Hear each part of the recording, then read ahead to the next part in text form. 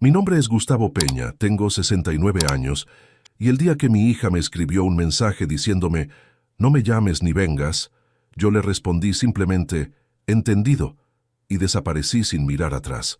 Pero lo que ella nunca imaginó es que este papá, al que acababa de prohibir contacto, tenía preparado algo que iba a cambiar para siempre no solo su vida, sino el destino de toda su familia. Imagínate la situación. Después de haber sido el padre más presente de todos los padres, después de haberle dado a mi hija Esperanza absolutamente todo lo que había pedido en la vida, después de haber sido su soporte emocional y económico durante 42 años, recibo un mensaje de WhatsApp que decía textualmente, «Papá, necesito espacio. No me llames ni vengas a casa hasta nuevo aviso».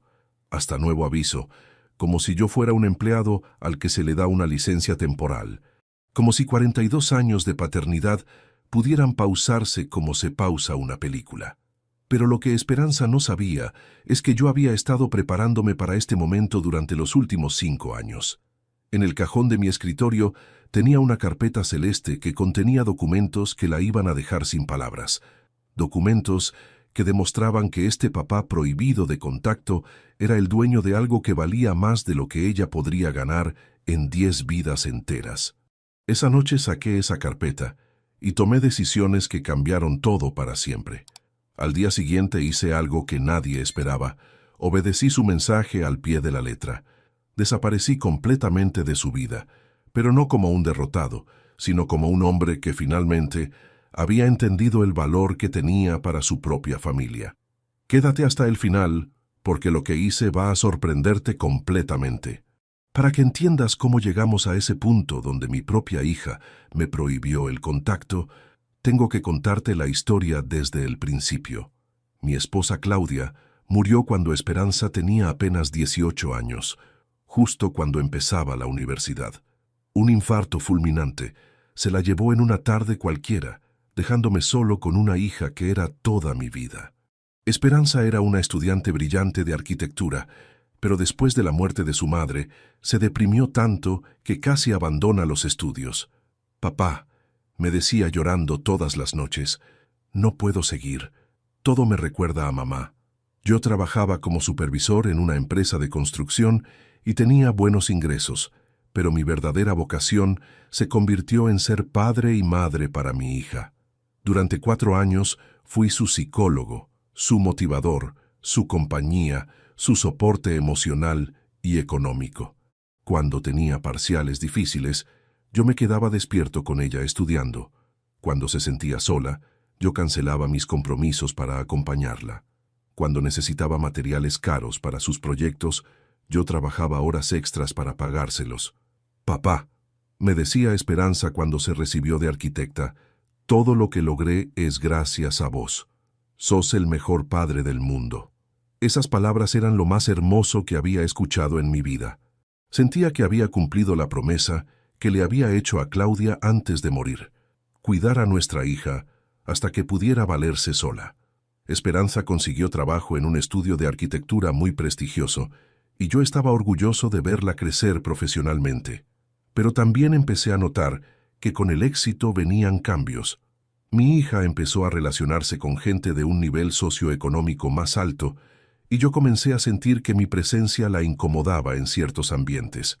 «Papá», me decía cuando yo quería conocer a sus nuevos amigos, «son personas muy sofisticadas, capaz no entienden nuestro estilo de vida». Nuestro estilo de vida, como si ser trabajador y honesto fuera algo vergonzoso, como si venir de una familia de clase media fuera un defecto que había que ocultar. A los 28 años, Esperanza conoció a Sebastián, un arquitecto de familia rica que trabajaba en el mismo estudio. Desde el primer día que me lo presentó, yo sentí que para él yo no era el padre que había criado sola a una hija brillante, sino un obstáculo social que había que tolerar. «Mucho gusto, don Gustavo», me dijo con una sonrisa que no llegaba a los ojos. Durante toda la conversación me trató con una cortesía fría, como si estuviera hablando con el portero del edificio. Cuando se fueron, le pregunté a Esperanza qué le había parecido. «Es perfecto, papá», me dijo. «Es inteligente, exitoso, ambicioso. Justo lo que necesito en mi vida. Se casaron 2 años después, en una boda elegante que pagamos entre Sebastián y yo. Bueno, él pagó la mayor parte y yo puse todo lo que tenía ahorrado para que mi hija tuviera la boda que soñaba. Papá, me dijo Esperanza el día de la boda, gracias por hacer posible este día perfecto. Tuvieron 3 hijos, Tomás, que ahora tiene 12 años, Lucía, que tiene 10, y Martín, que tiene 8. Desde que nacieron fueron la luz de mis ojos. Cada peso extra que ganaba era para comprarles regalos, para llevarlos a pasear, para mimarlos como había mimado a su madre cuando era chica. Pero Sebastián nunca vio con buenos ojos mi relación con mis nietos. Don Gustavo, me decía con esa voz diplomática que usaba cuando quería sonar respetuoso pero firme, los chicos tienen muchas actividades. No queremos que se acostumbren a depender tanto del abuelo para entretenerse. Depender del abuelo para entretenerse. Como si jugar con el abuelo fuera una muleta de la que había que liberarlos. Como si mi amor fuera una dependencia malsana que había que corregir. Esperanza, que antes me defendía de cualquier crítica, empezó a secundar a su marido. Papá, me decía cuando yo quería pasar más tiempo con mis nietos, Sebastián tiene razón. Los chicos necesitan desarrollar independencia. No pueden estar siempre con el abuelo. Independencia. A los 5, 6 y 7 años, mis nietos tenían que desarrollar independencia del único abuelo que conocían. Las visitas empezaron a espaciarse. Después, empezaron a acortarse. Después, empezaron a convertirse en eventos programados con horarios específicos. Papá, me decía Esperanza, podés venir el domingo de 2 a 5. Así los chicos tienen tiempo para hacer la tarea y para cenar tranquilos. 3 horas los domingos. Esa era la cuota de abuelo que mi familia consideraba apropiada. Cuando yo protestaba, cuando decía que antes pasábamos días enteros juntos, Esperanza me respondía, «Papá, las cosas cambian, los chicos crecen, las familias evolucionan. No podés pretender que todo siga igual para siempre». Pero lo que más me dolía no eran los límites de tiempo, sino la manera en que me trataban durante esas visitas. Sebastián me saludaba con cortesía, pero después desaparecía en su oficina. Esperanza estaba presente, pero siempre con prisa, siempre con algo que hacer, siempre mirando el reloj. «Papá», me decía cuando se cumplían las 3 horas exactas, «creo que ya es hora de que te vayas. Los chicos tienen que bañarse y prepararse para el colegio de mañana». Como si mi presencia fuera un programa de televisión que se terminaba a horario fijo. Los nietos empezaron a notar la tensión. «Abuelo», me preguntó Tomás un día, «¿por qué mamá siempre está apurada cuando vos estás acá? ¿Por qué no podés quedarte a cenar como antes?», me preguntó Lucía. «¿Por qué papá no habla con vos?», me preguntó Martín. Yo no sabía qué responderles. ¿Cómo le explicas a un chico que su mamá y su papá piensan que el abuelo está de más? ¿Cómo le dices que el amor del abuelo es visto como un problema en vez de como una bendición? Las cosas se complicaron más cuando cumplí 65 años y me jubilé. Esperanza pensaba que ahora iba a tener todo el tiempo libre del mundo y que iba a querer pasar aún más tiempo con la familia. Pero para Sebastián, tener un suegro jubilado disponible era una amenaza a su autoridad familiar. «Don Gustavo», me dijo un día después de una de esas visitas protocolares, «creo que sería bueno que usted se busque algunas actividades propias. Un hobby, un club, algo que lo mantenga ocupado. Ocupado. Como si estar disponible para mi familia fuera vagancia que había que corregir». Esperanza apoyó la sugerencia de su marido. «Papá», me dijo, «Sebastián tiene razón. Deberías salir más, conocer gente de tu edad, hacer actividades que te gusten. Gente de mi edad». Como si mi familia fuera demasiado joven para incluir a un viejo como yo. Me anoté en un taller de carpintería para adultos mayores. Empecé a ir a un club del barrio. Me busqué actividades para llenar el tiempo que antes pasaba con mis nietos. Pero nada llenaba el vacío de no poder ser el abuelo que quería ser. Nada compensaba la sensación de estar siendo alejado de la única familia que tenía. «¿Ves cómo está mejor así?», me decía Esperanza cuando yo le contaba sobre mis nuevas actividades. «Ahora tenés tu propia vida, tus propios intereses. Mi propia vida. como si los 42 años que había dedicado a ser su padre no fueran mi vida real. Pero las cosas empeoraron mucho más cuando Sebastián decidió que la familia necesitaba más privacidad. Un día Esperanza me llamó para decirme que habían cambiado las cerraduras de la casa y que ahora tenía que tocar timbre y esperar que me abrieran. ¿Por qué cambiaron las cerraduras?, le pregunté. Porque necesitamos más control sobre quién entra y sale de nuestra casa, me respondió. ¿Quién entra y sale? Como si yo fuera un visitante cualquiera, no el padre que había criado a la dueña de esa casa. Pero yo siempre tuve llave de tu casa, le recordé. Desde que eras soltera, desde que te casaste, siempre pude entrar cuando necesitaba algo o cuando vos necesitabas ayuda. Papá, me dijo, eso era antes. Ahora tenemos una familia establecida con nuestras propias rutinas. Rutinas que no me incluían. Esa era la verdad que Esperanza no se animaba a decir directamente. Sus rutinas familiares funcionaban mejor sin mi presencia. Su vida era más cómoda cuando yo aparecía solo cuando me llamaban. Los cumpleaños se convirtieron en eventos donde yo era un invitado más, no el abuelo especial.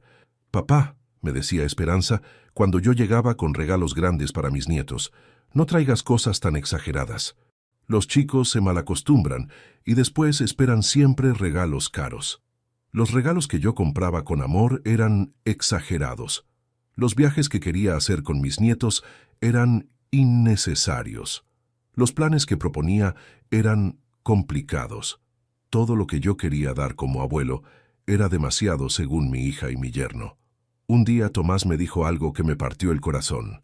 Abuelo, mamá dice que no puedo ir solo a tu casa porque vos me das demasiados gustos y después me porto mal en casa. Demasiados gustos. Querer consentir a mis nietos era un defecto que había que corregir. ¿Desde cuándo es malo que un abuelo mime a sus nietos?, le pregunté a Esperanza esa tarde. Desde que ese mimo interfiere con la educación que nosotros queremos darles, me respondió. Interfiere. Mi amor de abuelo interfería con la educación de mis nietos. Papá, siguió diciendo Esperanza, vos los acostumbrás a que todo es fácil, a que pueden tener lo que quieren cuando lo quieren.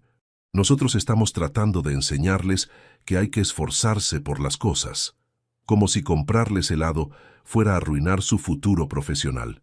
Las Navidades se volvieron eventos donde yo tenía que seguir un protocolo estricto. No podía traer regalos sin consultarlo antes.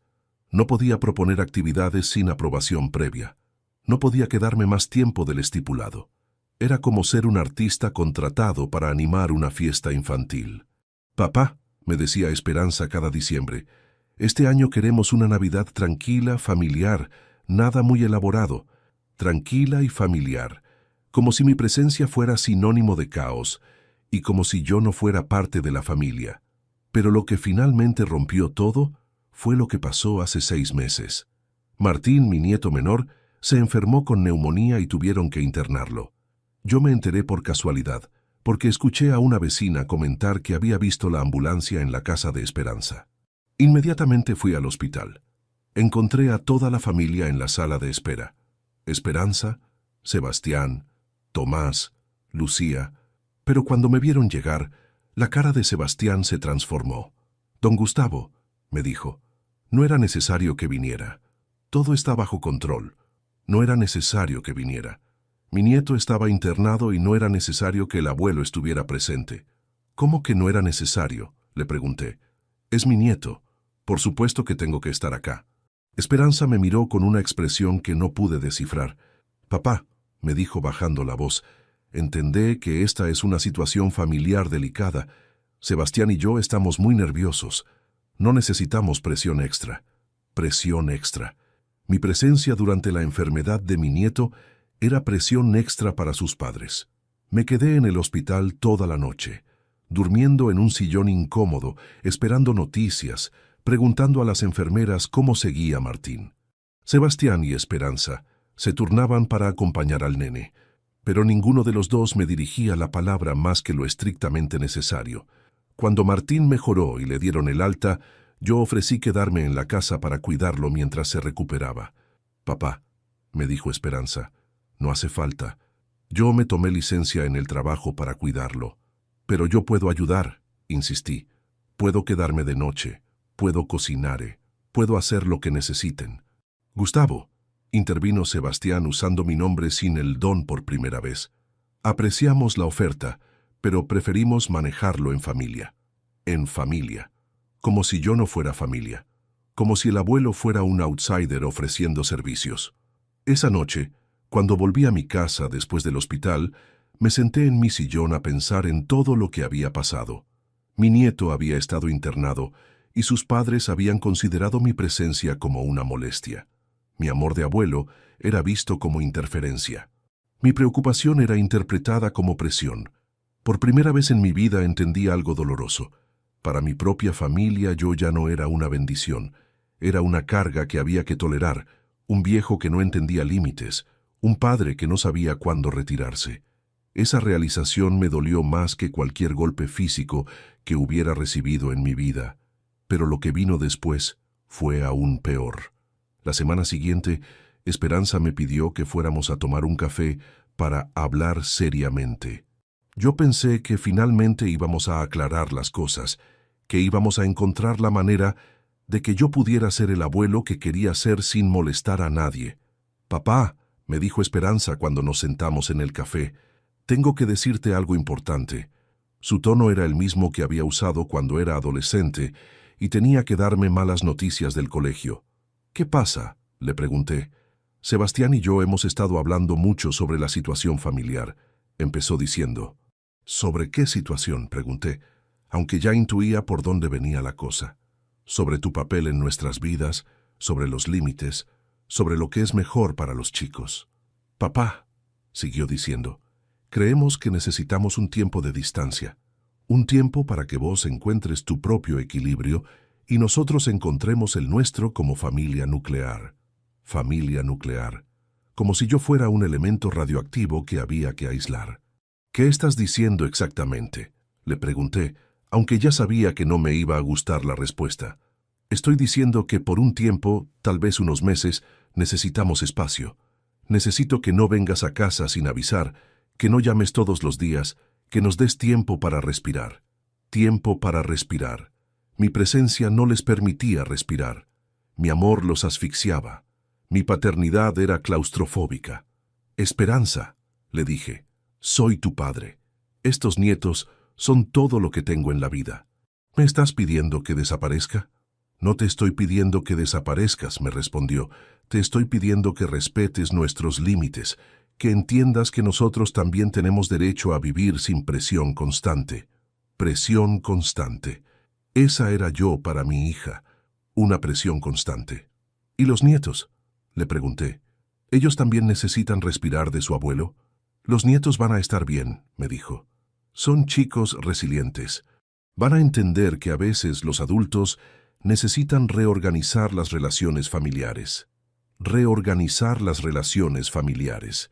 Como si fuéramos muebles en una casa que había que reacomodar para que todo funcionara mejor. Como si 42 años de paternidad pudieran reorganizarse como quien reorganiza un placard. Volví a casa esa tarde sintiéndome completamente perdido. Durante 2 días estuve esperando que Esperanza me llamara para decirme que se había arrepentido, que había sido un momento de frustración, que por supuesto yo seguía siendo parte importante de la familia. Pero la llamada nunca llegó. En cambio, al tercer día recibí un mensaje de WhatsApp que decía: «Papá, necesito espacio. No me llames ni vengas a casa hasta nuevo aviso. Cuando esté lista para hablar te voy a contactar yo». Leí ese mensaje 5 veces antes de entender completamente lo que estaba pasando. Mi propia hija me estaba prohibiendo el contacto. No me estaba pidiendo espacio, me estaba exiliando de su vida. No me estaba solicitando tiempo, me estaba desterrando de mi propia familia. Mi primera reacción fue escribir un mensaje largo explicando por qué no podía aceptar eso, por qué era injusto, por qué los nietos me necesitaban, pero después lo borré. Escribí otro mensaje pidiendo perdón por todo lo que había hecho mal, prometiendo cambiar, suplicando una oportunidad, pero también lo borré.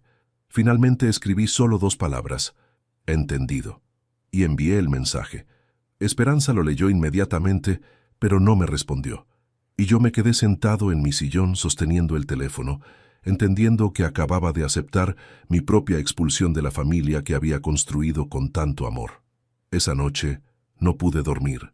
Me la pasé caminando por la casa, mirando las fotos de Esperanza desde chiquita, recordando todos los momentos que habíamos compartido, tratando de entender en qué momento había dejado de ser un padre querido para convertirme en una presencia molesta.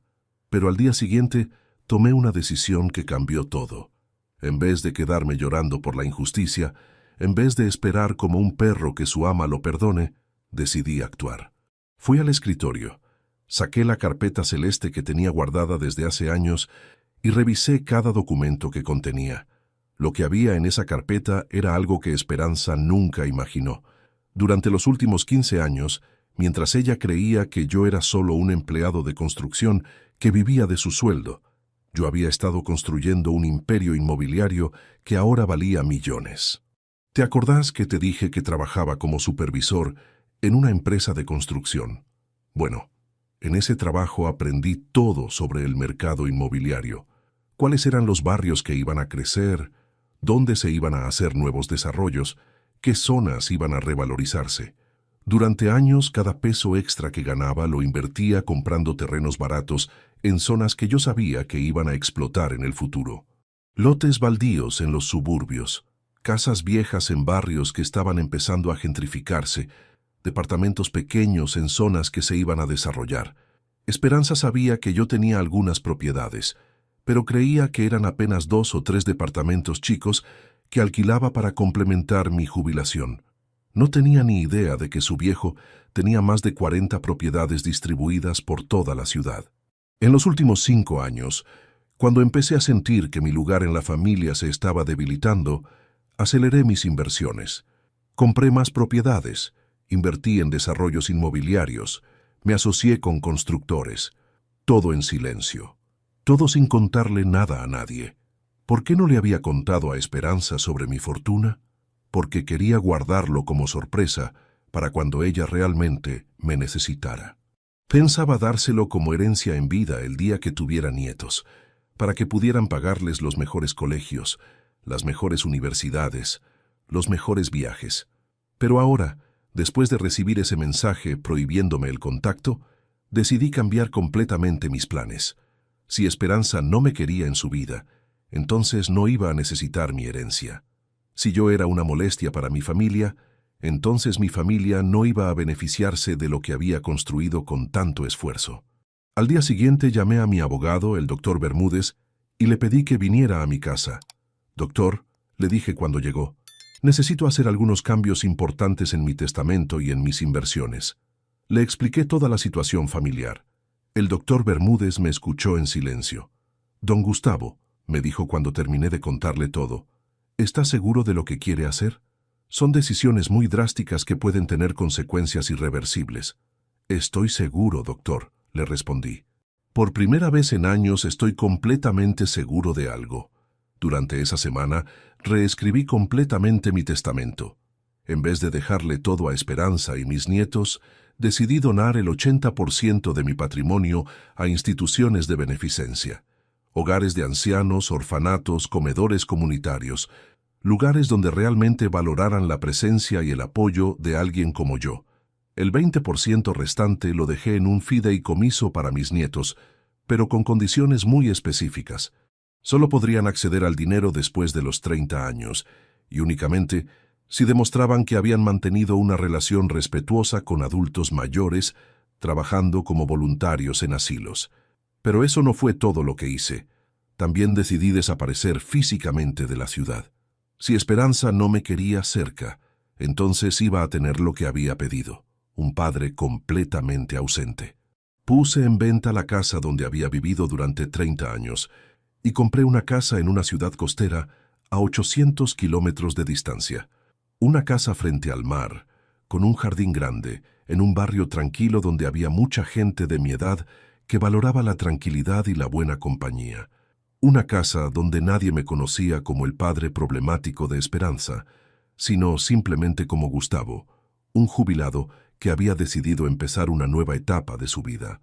Durante el mes que tardé en organizar la mudanza, No recibí ni una sola llamada o mensaje de esperanza, ni para preguntar cómo estaba, ni para saber si necesitaba algo, ni para averiguar qué planes tenía. Su silencio me confirmó algo doloroso. Realmente no me extrañaba tanto como yo había esperado.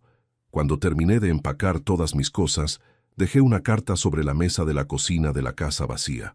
Una carta dirigida a Esperanza, donde le explicaba que había respetado su pedido de espacio, pero que mi interpretación del espacio era geográfica y definitiva.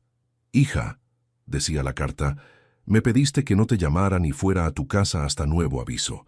He decidido cumplir tu pedido de manera literal. No te voy a llamar nunca más y nunca más voy a ir a tu casa. He encontrado un lugar donde mi presencia es bienvenida y donde puedo vivir sin molestar a nadie. Cuando quieras contactarte conmigo», seguía la carta, «vas a tener que encontrarme. Pero no va a ser fácil, porque he decidido empezar una vida completamente nueva en un lugar donde nadie sabe que soy el padre que estorba». Y firmé, «Tu papá, que finalmente entendió el mensaje». El día que me mudé, dejé las llaves de la casa vendida en la inmobiliaria y me subí a un auto cargado con lo poco que había decidido conservar. Mientras manejaba hacia mi nueva ciudad, por primera vez en meses me sentí libre, libre de expectativas, libre de reproches, libre de tener que justificar mi amor. En mi nueva ciudad me instalé rápidamente. La casa que había comprado estaba completamente amoblada, así que no necesité comprar nada. El primer día salí a caminar por el barrio y me crucé con varios vecinos que me saludaron cordialmente. «¿Es usted el nuevo vecino?», me preguntó una señora mayor. «Sí», le respondí. «Soy Gustavo». «Bienvenido al barrio», me dijo. «Acá somos todos gente tranquila que nos ayudamos mutuamente». Gente tranquila que se ayudaba mutuamente. Qué diferente sonaba eso a la tensión constante que había vivido en los últimos años. Me anoté en un club social del barrio donde hacían actividades para jubilados. Conocí a Carlos, un viudo de 70 años que se había mudado allí por las mismas razones que yo. Mi hija, me contó, decidió que yo estorbaba en su vida familiar. Así que decidí buscar una vida donde no estorbe. ¿Y la extrañas?, le pregunté. «Extraño a la hija que creía que tenía», me respondió. «Pero no extraño los maltratos, las limitaciones, la sensación constante de estar de más». Sus palabras me resonaron profundamente. Yo también extrañaba a la hija que creía que había criado, pero no extrañaba ser visto como un problema. Durante los primeros 3 meses en mi nueva ciudad, no recibí ni una sola llamada de esperanza. Ni para saber si había llegado bien a donde fuera que me había ido, ni para preguntar por mi salud, ni para averiguar si estaba bien económicamente. Su silencio total me demostró que realmente había interpretado mi ausencia como un alivio. Pero a los 4 meses mi teléfono empezó a sonar. Era Esperanza. No contesté. Dejó un mensaje de voz. «Papá, me contaron que vendiste la casa. ¿Dónde estás? Llámame, por favor». La escuché varias veces, pero no le devolví la llamada. Había dicho que no me llamara hasta nuevo aviso. No había recibido ningún aviso de que el periodo de silencio hubiera terminado. Siguió llamando durante una semana. Después empezó a mandar mensajes. «Papá, estoy preocupada. ¿Estás bien? Papá, necesito saber dónde estás. Papá, los chicos preguntan por vos». Los chicos preguntaban por mí. Después de 4 meses de silencio, ahora se acordaba de que tenía un padre y de que sus hijos tenían un abuelo. Después de 2 semanas de llamadas y mensajes sin respuesta, Esperanza fue a la inmobiliaria donde había vendido mi casa. Le dijeron que el comprador había sido un matrimonio joven, pero no tenían información sobre mi paradero. También preguntó a los vecinos, pero nadie sabía a dónde me había mudado. Una tarde recibí un mensaje diferente. «Papá, por favor, aunque sea, mándame un mensaje diciéndome que estás vivo y bien. No necesito saber dónde estás, solo necesito saber que no te pasó nada malo». Pensé mucho antes de responder. Finalmente le mandé un mensaje muy breve. «Estoy vivo y bien. Disfruta tu espacio». Ese mensaje la tranquilizó, pero también la preocupó más, porque confirmaba que yo había elegido desaparecer, no que me había pasado algo involuntario, que había tomado la decisión consciente de cumplir su pedido de manera radical y definitiva. Durante los siguientes meses, Esperanza siguió intentando contactarme esporádicamente. Pero yo había tomado una decisión y la iba a mantener. Cada mensaje que me mandaba me lo recordaba. Ella había querido espacio, y ahora tenía todo el espacio del mundo. Mientras tanto, mi vida en la nueva ciudad florecía de maneras que nunca había imaginado. En el club social conocí a un grupo de adultos mayores que se reunían para hacer actividades comunitarias. Empezamos a organizar eventos para recaudar fondos para el hospital local, festivales culturales para el barrio, talleres de oficios para jóvenes. Don Gustavo, me decía la coordinadora del club, usted tiene una energía y una capacidad organizativa increíbles. ¿Trabajó en gestión antes de jubilarse? Trabajé en construcción, le respondí, pero criando a mi hija aprendí a organizar, a planificar, a resolver problemas. También me anoté como voluntario en un hogar de ancianos. Allí conocí historias muy parecidas a la mía. Abuelos que habían sido alejados de sus familias, padres que habían sido considerados problemáticos por sus propios hijos, adultos mayores que habían encontrado en la solidaridad comunitaria lo que no habían encontrado en sus familias de sangre. ¿Usted tiene familia?, me preguntó don Roberto, un residente del hogar que se había vuelto mi amigo. Tengo una hija y 3 nietos, le respondí, pero ellos prefieren tener espacio de mí. ¿Y usted qué piensa de eso?, me preguntó. Pienso que cada uno tiene derecho a elegir quién quiere en su vida, le respondí. Yo elegí respetar su decisión, pero también elegí no sufrir por ella. Encontré una nueva familia acá, con gente que valora mi compañía. Don Roberto sonrió. Es usted un hombre sabio, don Gustavo. Al año de haber desaparecido de la vida de Esperanza, recibí una llamada de un número que no conocía. Era mi nieto Tomás. ¿Abuelo?, dijo con una voz temblorosa. ¿Sos vos? Mi corazón se aceleró al escuchar su voz. Sí, Tomás, soy yo. ¿Cómo conseguiste mi número? Le pedí el teléfono a mamá, me dijo. Ella no quería dármelo, pero yo le dije que si no me lo daba, me iba a escapar de casa para buscarte. Mi nieto de 13 años había amenazado con escaparse para encontrarme. ¿Por qué te fuiste sin despedirte, abuelo? Esa pregunta me partió el corazón. Porque tu mamá me pidió que no vaya más a la casa y que no llame más, le expliqué. Yo obedecí lo que me pidió. Pero nosotros no te pedimos eso, me dijo Tomás. Nosotros te extrañamos todos los días. Yo también los extraño, le confesé. Pero a veces los adultos toman decisiones que afectan a todos. Y los chicos tienen que vivir con esas decisiones. ¿No podés volver?, me preguntó. ¿No podés venir a visitarnos aunque sea una vez? Tomás, le dije, para volver tendría que hablar primero con tu mamá. Y tu mamá fue muy clara en que no quería que la llamara. Pero ella te extraña también, me dijo mi nieto. Llora a veces cuando piensa que no la vemos. Esa información me impactó. Esperanza lloraba por mi ausencia, pero no había hecho nada concreto para revertir la situación que ella misma había creado. Abuelo, siguió diciendo Tomás, ¿podés al menos decirnos dónde vivís? ¿Podemos ir a visitarte nosotros? No puedo hacer eso sin el permiso de tus padres, le expliqué. Si ustedes quieren visitarme, tienen que hablar con ellos primero. Ya hablamos, me dijo Tomás. Papá dice que vos te fuiste porque querías, que nadie te obligó. Mamá no dice nada, solo se pone triste. Después de esa llamada me quedé pensando mucho. Mis nietos me extrañaban, pero sus padres no habían hecho nada para remediar la situación.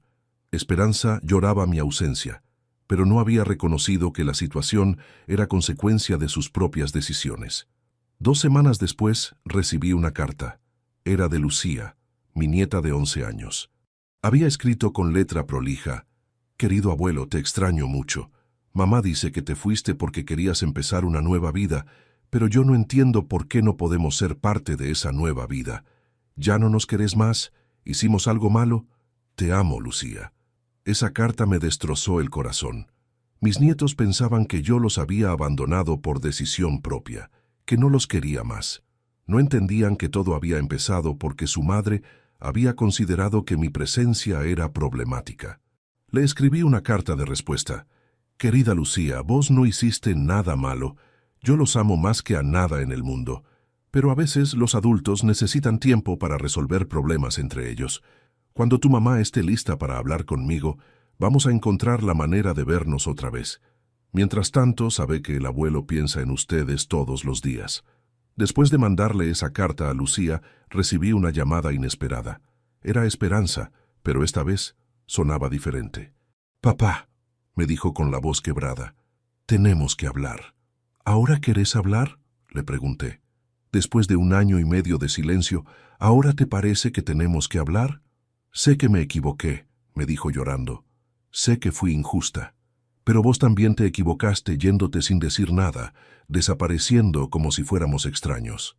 «Esperanza», le dije, «yo hice exactamente lo que me pediste.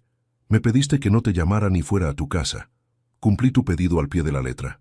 «No era eso lo que quería decir y vos lo sabés», me respondió. «Ah, no», le pregunté. «¿Qué querías decir entonces? Porque para mí el mensaje fue muy claro. No querías contacto conmigo hasta nuevo aviso. Quería tiempo, no que desaparecieras para siempre». «El problema, Esperanza», le dije, «es que vos nunca me avisaste cuando el tiempo había terminado. Nunca me dijiste que ya estabas lista para restablecer el contacto. Yo seguí esperando tu aviso, como me habías pedido». Esperanza se quedó callada. Sabía que yo tenía razón. Ella había creado la situación y después había esperado que yo fuera quien tomara la iniciativa de repararla. «¿Dónde estás?», me preguntó finalmente. «¿Podemos vernos para hablar como corresponde?» «Estoy en un lugar donde soy feliz», le respondí, «en un lugar donde mi presencia es bienvenida, donde no molesto a nadie con mi amor». «Papá», me dijo, «yo nunca dije que no te quería en mi vida. Solo necesitaba establecer algunos límites. Los límites que estableciste», le recordé, «fueron prohibirme llamarte y prohibirme ir a tu casa. Yo respeté esos límites de la manera más absoluta posible». «¿Podés venir a casa para Navidad?», me preguntó. «Los chicos te necesitan. Yo te necesito». «¿Ahora me necesitas?», le pregunté. «Después de 1 año y medio de no necesitarme para nada, ¿ahora de repente me necesitas?». «Siempre te necesité, papá», me dijo. Pero estaba confundida, estaba abrumada, no sabía cómo manejar la situación. «La situación de tener un padre que te amaba demasiado», le dije. «La situación de tener un abuelo disponible para sus nietos. Esa era la situación que no sabías cómo manejar». Esperanza lloraba del otro lado del teléfono. «¿Vas a venir para Navidad?», me preguntó otra vez. «No», le respondí. «¿Por qué no?». «Porque ahora soy yo el que necesita espacio», le dije. Después de 1 año y medio de reflexión, llegué a la conclusión de que efectivamente es mejor para todos que mantenga distancia. «No digas eso», me gritó. «Vos sabés que no es verdad». «Es verdad», le dije con una tranquilidad que me sorprendió a mí mismo. «Yo encontré una nueva familia acá, gente que valora mi compañía desde el primer día, que no necesita tiempo para decidir si me quiere cerca o no». «¿Qué nueva familia?», me preguntó. «Los amigos que hice, los vecinos que me recibieron, la gente del club, los residentes del hogar donde trabajo como voluntario. Gente que entiende que los vínculos se construyen con respeto mutuo, no con condiciones y límites». Después de esa conversación, Esperanza empezó a llamarme más seguido. Pero yo había cambiado. Ya no era el padre desesperado por recuperar el amor de su hija. Era un hombre que había encontrado su lugar en el mundo y que no estaba dispuesto a volver a someterse a la inestabilidad emocional que había vivido. «Papá», me decía en cada llamada, «dame una oportunidad de arreglar las cosas». «Ya tuviste tu oportunidad», le respondía. «Durante 42 años tuviste la oportunidad de tener un padre presente. Elegiste rechazar esa oportunidad». «¿Y mis hijos?», me preguntaba. «¿Ellos también van a pagar por mis errores?». «Tus hijos van a aprender algo muy importante», le decía. «Van a aprender que las decisiones tienen consecuencias y que a veces esas consecuencias son irreversibles». Hace 6 meses, Esperanza se presentó en mi nueva ciudad. Había estado investigando durante meses hasta encontrar dónde vivía. Tocó el timbre de mi casa un sábado por la mañana. «¿Cómo me encontraste?», le pregunté cuando abrí la puerta. «Contraté un detective privado», me respondió. La dejé entrar, pero no sentí la emoción que había esperado sentir. Verla después de tanto tiempo no me llenó de alegría, sino de una mezcla de nostalgia y cansancio. «Linda casa», me dijo mirando alrededor. «¿Es tuya?». «Sí», le respondí. «La compré con parte de las ganancias de mis inversiones». ¿Qué inversiones?, me preguntó.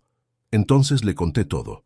Le mostré los documentos que demostraban que su viejo no era el empleado pobre que ella había creído, sino un inversionista exitoso que había construido una fortuna considerable. Esperanza se quedó sin palabras mientras revisaba cada papel. «Papá», murmuró, esto es millones de pesos». «Sí», le confirmé. «Es una fortuna que había construido pensando en el futuro de ustedes». «¿Habías construido?», preguntó. «¿Ya no?». «Ya no», le confirmé. «Cuando decidiste que necesitabas espacio de mí, yo decidí que mi fortuna también necesitaba espacio de ustedes». Le mostré el testamento modificado donde donaba casi todo a instituciones benéficas. «No podés hacer esto», me dijo. «Soy tu única hija. Esos nietos son tu única descendencia. Podés hacer lo que quieras con tu vida», le respondí, «pero yo también puedo hacer lo que quiera con la mía, y elegí destinar mi patrimonio a gente que valora lo que recibe».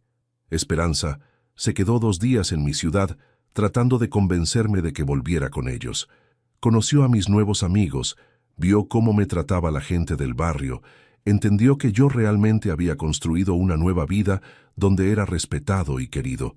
«Papá», me dijo antes de irse, «veo que estás bien acá. Veo que sos feliz, pero los chicos realmente te necesitan. Y yo también te necesito. Ustedes me necesitan ahora», le dije, «pero durante 1 año y medio no me necesitaron para nada. Eso me enseñó que en realidad pueden vivir perfectamente sin mí». «¿Nunca vas a perdonarme?», me preguntó llorando. «Ya te perdoné, Esperanza», le dije. «Pero perdonar no significa volver a lo mismo de antes. Significa entender que cada uno hizo lo que creía correcto en su momento». «¿Y ahora qué?», me preguntó.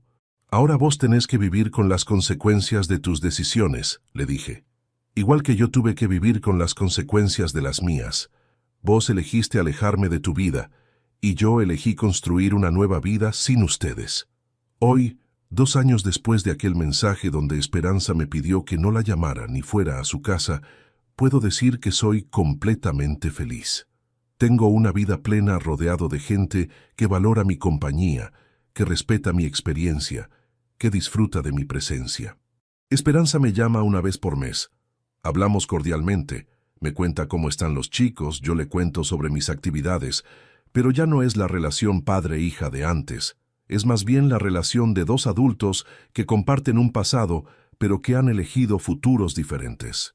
Mis nietos, que ahora tienen 15, 13 y 11 años, me llaman por teléfono cada tanto. Les mando cartas, les envío regalos por correo, mantengo el contacto de manera distante pero afectuosa. Saben que los amo, pero también saben que las decisiones de sus padres tuvieron consecuencias irreversibles. En mi nueva ciudad, soy conocido como Don Gustavo, el jubilado que trabaja en el hogar de ancianos, que organiza eventos comunitarios, que ayuda a quien lo necesita. Nadie me conoce como el padre problemático que no sabía respetar límites. «Don Gustavo», me dijo la semana pasada una de las residentes del hogar, «usted es un ángel. Ojalá mi hijo fuera la mitad de atento que usted con nosotros». «Señora», le respondí, «yo también tuve un hijo una vez, pero aprendí que ser padre no es un título que se tiene para siempre, sino un rol que se gana todos los días. Y vos que me escuchaste hasta acá, vos que me acompañaste en esta historia, quiero que sepas algo muy importante.